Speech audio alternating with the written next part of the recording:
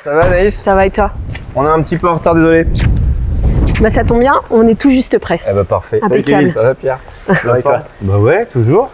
On a passé une bonne journée là à la Houblonnière. On a Ouais. fait plein de trucs, c'était super, elle a Cool. une belle exploitation. Non mais surtout, est-ce que vous avez rapporté des Oui. fleurs de houblon? Oui. Ouais, dès qu'on Eh, ouvre la fenêtre, ça fait un peu sac de drogue, hein, mais Non, pas du tout. pas du tout. Vous avez pesé? Parce que hier, Elle a pesé. ouais, et elle vous a dit combien elle avait mis? Parce que hier on attendait 30, elle a mis 37. Ce qui était bien, hein. C'est pas 40? Moi j'ai commandé 40, mais j'ai demandé. Je crois que c'est 40 qu'elle nous a dit. C'est vrai que ça sent drôlement bon là-dedans. Ah, la belle installation. Tu étais jamais venu? Mais non, je découvre en même temps. Non. Mais si. Ouais, bah vous avez pris de la flotte, hein. Heureusement qu'elle n'essaye pas de le sécher celui-là. Bon bah nous du coup on est prêts. On a transféré le mou dans la cuve filtre pour pas trop galérer avec des fleurs dans nos pompes et tout ça. Le pellet c'est de la poussière, donc on fait un whirlpool, Ouais. ça fait un petit tas, et puis on peut tout purger par la bombe de fond de nos cuves. Ok. Ça flotte. Ah. Donc t'en as partout. Ok. Donc nous, la technique qu'on a adoptée, c'est qu'on fait notre brassin normalement, mais quand le mou est prêt, au lieu de mettre le houblon aromatique dans notre cuve début, on rebascule le mou dans la cuve filtre et on met les fleurs dans la cuve filtre. D'accord. Comme ça, elles vont être retenues. Après, on va retransférer le mou qu'aura pris tout. Les merveilleux arômes de ce houblon tout frais qui sent super bon quand même, malgré la pluie quoi. Et on va piéger les fleurs dans la cuve filtre. D'accord. Pour n'avoir que la cuve filtre à nettoyer, du coup on est content. Et là, en temps d'infusion par rapport à du pelé, est-ce que ça change quelque chose On va faire le même temps d'infusion. D'accord. C'est-à-dire 10 minutes. 10 minutes. C'est une ça va. tisane. 10 minutes et puis là, comme on vous a un tout petit peu attendu, on est même un peu descendu en température, on va encore plus respecter les arômes, c'est cool. Trop bien. Ça va être parfait. On y va? Allez, go. Go. On va se prendre un petit shoot de houblon, là c'est assez sympa à ce moment-là. Tu veux un vrai fourquet. Ouais. On va s'y mettre à deux pour celui-ci, ça va être mieux. Ouais, mais on va surtout mettre toutes les 4 anses dans le trou d'homme. C'est ça la technique. Et là. Hop. Ah oui, d'accord. Ouais, Ah oui. Et voilà. Et vous voyez rien. C'est couillon, hein? Bon, on a le plan du début, c'est bon. C'est vachement plus pratique le pelé. Bah oui. Oh la vache, la puissance C'est énorme, hein? j'allais dire aromatique, mais Mais c'est si, fou. c'est aromatique, quoi. C'est incroyable. Là, tu fais une boucle d'une minute, tu balances ça 3 heures sur Instagram pour les gens qui ne savent pas dormir. Quand tu vas boire la bière, hein, tu vas retrouver l'odeur du champ de houblon. Ok. Et c'est une odeur que tu n'as que dans le champ de houblon, normalement. Voilà. Et donc là, je coule un peu toutes les fleurs, hein, parce que je veux qu'elles aillent toutes dans le mou chaud pour récupérer un maximum de la puissance aromatique de cet or vert, là. Hop. On veut rien laisser dans la fleur, tout doit passer dans la bière. Quand on met du pelé dans un mou ou quand on met du houblon frais, effectivement, il y a une base commune, mais ça n'a vraiment rien à voir, quoi. Il y a ce côté un peu vert en plus. Ouais, c'est chlorophylien. Ça... Hop. Ouh. On prend une petite suée quand même à faire ça. Hein. Et toi surtout, parce que moi je te regarde pour l'instant. C'est très Allez. satisfaisant. C'est agréable hein, de faire cette ça. Hein. infusion-là. Ouais, c'est une petite tisane bien chargée. Et vous utilisez pas de ce qu'on aurait pu faire dans un sachet peut-être? Style un peu de thé? Ouais, mais Faites pas ça, alors, vous le thé non plus, je le fais pas. Je trouve que ça enferme les arômes. D'accord. Ouais, là, la fleur là, c'est peut enfin, on vraiment peut pas tout- faire plus, Là, hein. elle peut tout donner. Hein. Et c'est long à nettoyer. Et du coup, vous avez pu aller dans le champ aussi? T'as pu arracher les lianes là? Ouais, on a tout fait. C'est costaud ça. Mais ça va, mais c'est très satisfaisant aussi. Là, tu tires dessus, ça vient. Tu sens que c'est chargé en. En vrai, on a eu de la chance, mais passe à travers les gouttes. C'est vrai. Bon, ah ok. Bon, bah, je pense qu'on est bon là, Kevin. On peut laisser infuser du coup. Ouais. Check final. Et là, tu vois tout. Ouais. On va être bien, on va être bien. Ça sent bon. Ah, ça sent super bon. Tu me dis quand j'y vais. Ouais, vas-y. Là, tu vas aller chercher. Vous avez fait quoi comme empâtage? Tu vas chercher quoi comme degré d'alcool sur celle-ci? 5. 5, c'est bien. 5 degrés. Oui, oui. Un petit peu de blé, un petit peu de Munich pour donner la couleur. Ok. Et après, Pilsen à 95%. Ok. Ah, c'est mon fils, désolé. Ah oui, y a pas de mal. Le fait d'infuser comme ça, La lupuline, du coup, se disperse dans le mou. Ouais. Voilà. Et c'est ce qui a donné l'aromatique, parce qu'il y a une molécule à lupuline, finalement, qui donne de ça. Dans C'est la ça. feuille, il n'y a pas grand-chose. La lupuline, c'est, je montrais à Axel tout à l'heure, c'est quand tu ouvres la fleur, c'est la petite poudre blanche, jaune, pardon. Poudre blanche, un réflexe. Je te la refais. La lupuline, c'est ça. C'est la petite poudre jaune que tu as juste ici. Et c'est elle, en fait, qui va donner toute l'aromatique à la bière.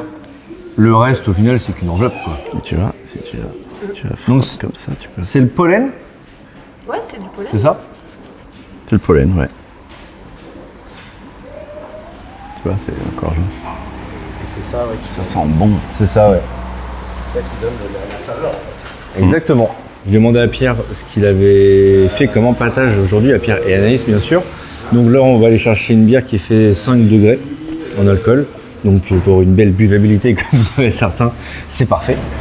Et du coup en termes de malt, principalement du malt d'orge, un petit peu de malt de blé, ça permet une belle tenue de mousse. Et c'est vrai que ça fait partie intégrante d'une belle bière. Et il me disait un petit peu de Munich pour la couleur. Mais 95% de Pilsen. Donc on est sur une bière blonde. Hein. On parlait de l'intérêt d'utiliser du houblon frais. Ça donne des arômes un petit peu différents que les houblons classiques, je trouve. C'est plus végétal, plus chlorophyllien. Au nez, moi, ce qui m'a frappé, c'est cette sensation de fraîcheur. Et oui, voilà, effectivement, ça donne une fraîcheur aussi en bouche qui est assez intéressante, quoi. Donc ça, on devrait le trouver dans la bière. Si on l'a au nez, on va forcément le retrouver en dégustation. Ah oui, ouais. Et c'est vrai que du coup, ça doit être lié un peu à la chlorophylle, qui apporte ce côté un peu vert forcément. Il faudra redemander à Charlotte. Ce côté vert en bouche, oui, certainement, ça peut être que la chlorophylle, de toute façon. Ouais. Alors du coup, j'ai été chercher quelques infos. J'ai pas trouvé une réponse franche et précise. Néanmoins, ce qui se dit, c'est que la bière au houblon frais, effectivement, dégage une partie de la chlorophylle, ce qui apporte énormément de fraîcheur, cette sensation d'herbe mouillée, ce côté un peu végétal. Mais il y a aussi dans le houblon frais l'intérêt des huiles essentielles sont intégralement conservées et qui donc se retrouvent dans la bière. Donc on appelle ça C'est un mirreur. un mirreur. Ouais, ça T'écris permet. ça comment? M-I-R-E-U-R. T'es sûr? Non. Bah pour mirer quoi. Bah ouais, non mais c'est Ouais, logique. donc ça doit être ça. Bah, en fait, la fonction de cet objet-là, c'est juste de voir ton mou au moment où tu démarres la filtration, savoir à quel moment il est clair et tu peux le renvoyer en cuve début. Parce que tant qu'il n'est pas clair, tu boucles et tu renvoies au-dessus du gâteau de drèche. D'accord. Voilà. Tu me disais tout à l'heure par message, il vient d'où l'orge? De Saint-Père-sur-Mer, celui qu'on travaille aujourd'hui. Et donc ça a combien de temps d'ici? Oh bah en vélo, à pied, tu veux savoir comment? En trottinette? En trottinette, je sais pas, j'ai pas de trottinette. En voiture, C'est à côté, quoi. en voiture, on est à une demi-heure. Ouais. Et du coup, on achète par 4 tonnes, on envoie ça à Bayeux. Ok. On le confie à Marie et Franck qui nous font le maltage à façon. Avec des spécificités, vous leur avez demandé des Non. choses ou vous faites confiance et Bah, on leur demande du pils. Ouais, Parce que par 4 tonnes, il n'y a que le pils qu'on utilise en si grosse quantité. Hein. d'accord. Voilà, du coup, les autres maltes, on ne peut pas travailler comme ça parce que c'est minimum 4 tonnes. Quoi. Donc, si Ah tu oui, te d'accord, retrouves ouais. avec 4 tonnes de Munich, ça fait beaucoup. Hein.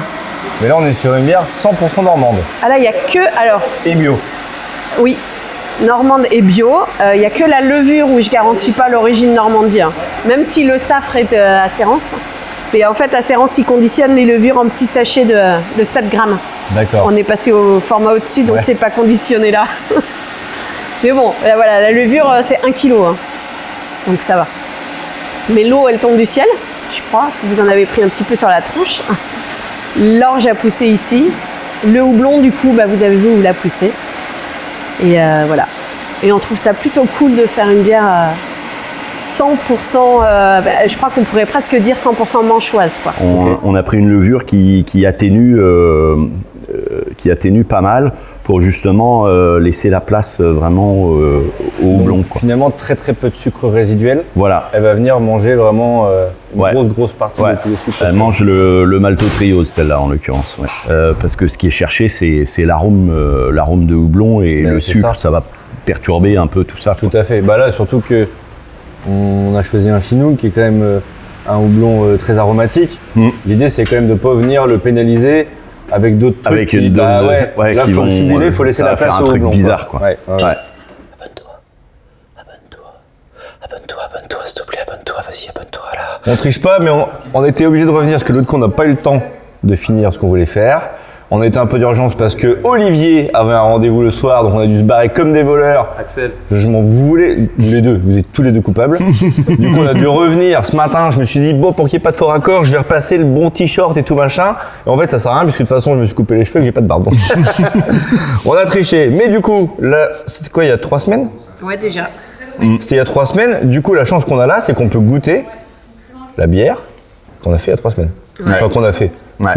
Que vous avez fait. Ouais, mais vous avez apporté Nous, l'ingrédient principal. On a apporté quand même. l'ingrédient principal. Et après, on a fait des blagues. Mais sans ça. La bière la plus rapide du monde. Comment on va On l'appeler? a écrit Kevin Radabinch, hashtag 24247. Moi, je trouve ça pas mal. Parce que vous êtes pas mal jeu de mots aussi, vous. Kevin. Oh, tu viens de me soulever un problème, ça va me perturber. C'est vrai? Ouais. Désolée.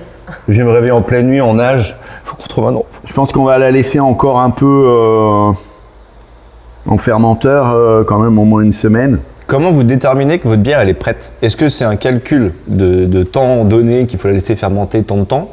Ou est-ce que vous goûtez inévitablement et vous dites, bon, c'est bon, là on peut la sortir? Nous, on goûte toujours.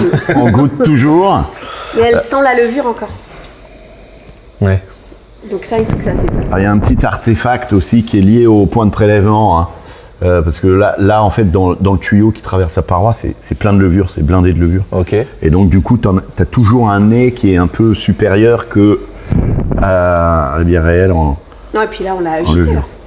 Et on l'a pas agité, celle-là. On l'a juste purgé des levures. On va chercher du blond, on l'a fait chez vous. Et c'est un style qu'on voit pas assez, je trouve. Ouais. Bah, c'est un Il y a peu style, de brasseries qui on peut la font bien. brasser qu'une fois par an aussi. Ouais, ouais. Ce que j'aime beaucoup, c'est que c'est une bière facile à boire. C'est vraiment peintable. Et t'as ce côté. T'as un petit peu d'amertume en fin de bouche, je trouve. On était sur une bière vraiment facile. Ouais. Elle a un petit truc en plus. C'est assez désaltérant, c'est assez sec. Et, C'est une bière très sèche. Évidemment, dans une brasserie, il est essentiel de surveiller sa bière et par surveiller, on entend également goûter de temps en temps. Là, on avait de la chance, on était sur place, donc on a pu goûter la bière en avant-première avec Pierre et Anaïs. En l'occurrence, on est sur un résultat qui est même pas terminé, mais qui est hyper prometteur. On garde la surprise pour la découvrir en même temps que vous. Pierre et Anaïs seront là de la brasserie et on aura mis au bec l'intégralité de ce qu'ils auront à nous proposer en pression à ce moment-là et évidemment notre bière de récolte. Il t'a pas montré ça, Pierre? Non. Non. Historiquement, les gens nous disent souvent ouais, la bière c'est pas d'ici. Du coup, on leur sort ça. Une bouteille de la brasserie et glacière d'Agon-Coutainville. De Coutainville. De Coutainville. C'était pas encore Ouais, Agon-Coutainville, c'est c'était Coutainville. Avec le fourquet juste ici. Non, non, il y a Ça tout. fait un peu penser au logo des Travers de la Mer. Mais c'est ça, mais bien sûr. Mais non, mais c'est un sextant aussi. C'est l'outil des navigateurs pour se repérer en mer quand il n'y avait pas les GPS et tout ça. Oh. Voilà. Elle était, cette brasserie, dans le hangar qui est derrière le Super U.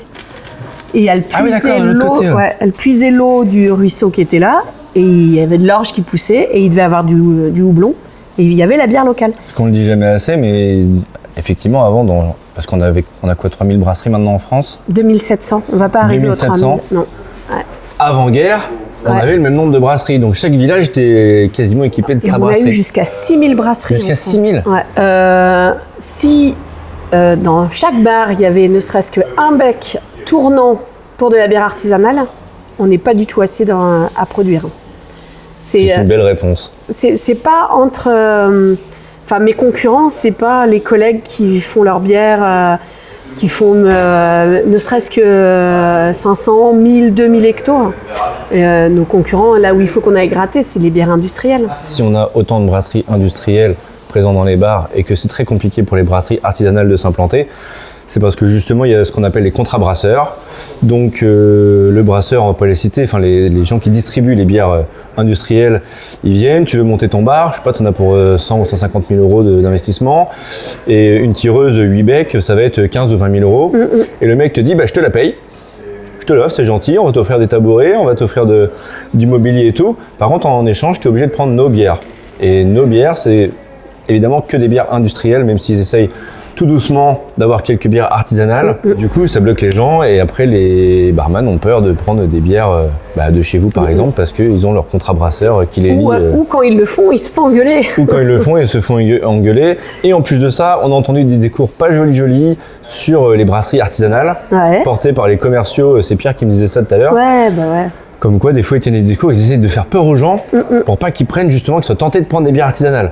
C'est quand même triste. Une chose qui est vraie, c'est que il faut avoir une tireuse un petit peu plus évoluée. Avec un robinet compensateur, pouvoir diminuer le débit, il faut la respecter. Ouais. Et puis, il ne faut pas la stocker à 30 degrés non plus. On est bien d'accord. Elle est vivante, c'est sûr. On parlait tout à l'heure du fait que vous êtes en bio. Et finalement, vous communiquez pas trop dessus. C'est marqué sur toutes nos bouteilles.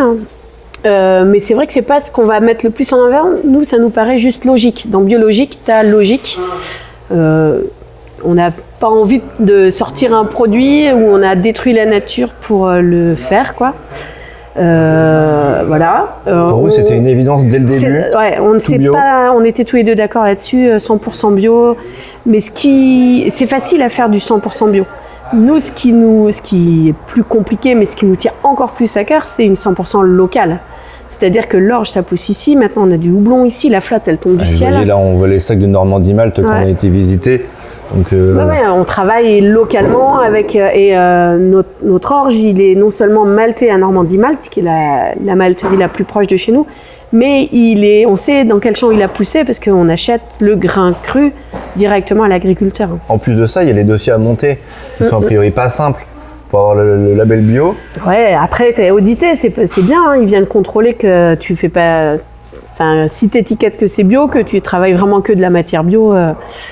Mais ils ne regardent pas que tu travailles local. Donc moi, le bio qui vient de l'autre bout du monde, ça me dérange aussi un petit peu. Il n'existe pas de label un peu de proximité justement comme ça?